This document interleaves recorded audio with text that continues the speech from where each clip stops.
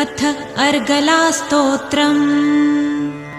ॐ अस्य श्री अर्गलास्तोत्रमन्त्रस्य विष्णु ऋषिः अनुष्टुप् छन्दः श्रीमहालक्ष्मीर्देवता श्रीजगदम्बा प्रीतये सप्तशती पाठाङ्गत्वेन जपे विनियोगः।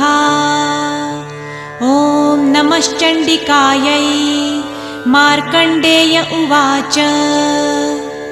ॐ जय त्वं देवी चामुण्डे जय भूतापहारिणी जय सर्वगते देवी कालरात्रि नमोऽस्तुते। जयन्ती मङ्गला काली भद्रकाली कपालिनी दुर्गा शिवा क्षमा धात्री स्वाहा स्वधा नमोऽस्तुते। मधुकैटभविध्वंसी विधातृ वरदे नमः। रूपं देहि जयं देहि यशो देहि द्विषो जहि। महिषासुरनिर्नाशी भक्तानां सुखदे नमः। रूपं देहि जयं देहि यशो देहि द्विषो जहि। धूम्रनेत्रवधे देवी धर्मकामार्थदायिनी रूपं देहि जयं देहि यशो देहि द्विषो जहि। रक्तबीजवधे देवी चण्डमुण्डविनाशिनी रूपं देहि जयं देहि यशो देहि द्विषो जहि। निशुम्भशुम्भनिर्नाशी त्रिलोक्यशुभदे नमः। रूपं देहि जयं देहि यशो देहि द्विषो जहि।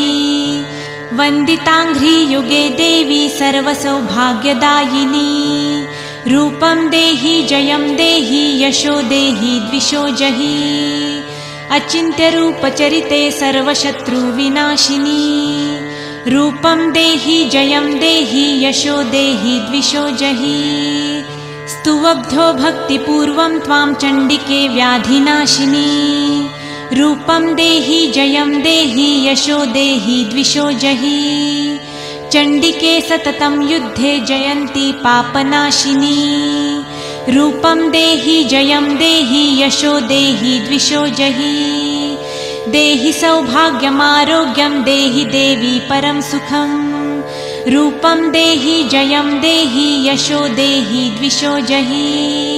विधेहि देवी कल्याणं विधेहि विपुलां श्रियं रूपं देहि जयं देहि यशो देहि द्विषो जहि।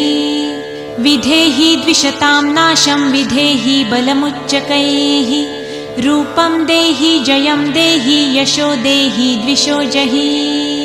सुरासुरशिरोरत्ननिघृष्टचरणेऽम्बिके रूपं देहि जयं देहि यशो देहि द्विषो जहि। विद्यावन्तं यशस्वन्तं लक्ष्मीवन्तश्च मां कुरु रूपं देहि जयं देहि यशो देहि द्विषो जहि।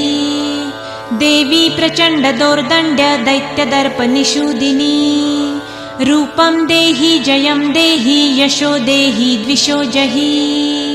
प्रचण्डदैत्यदर्पघ्ने चण्डिके प्रणताय मे रूपं देहि जयं देहि यशो देहि द्विषो जहि। चतुर्भुजे चतुर्वक्त्र संसुते परमेश्वरी रूपं देहि जयं देहि यशो देहि द्विषो जहि।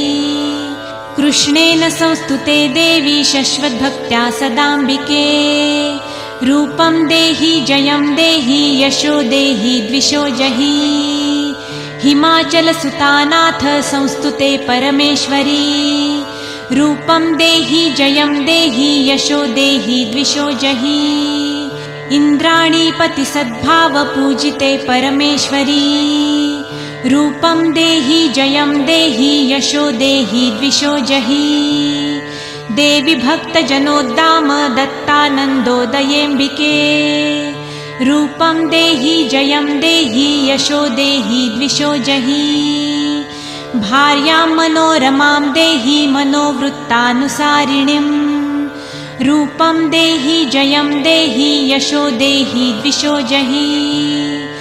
तारिणी दुर्गसंसारसागरस्याचलोद्भवे रूपं देहि जयं देहि यशो देहि द्विषो जहि।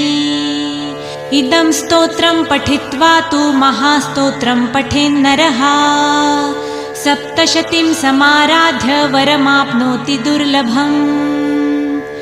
इति श्रीमार्कण्डेयपुराणे अर्गलास्तोत्रं समाप्तम्।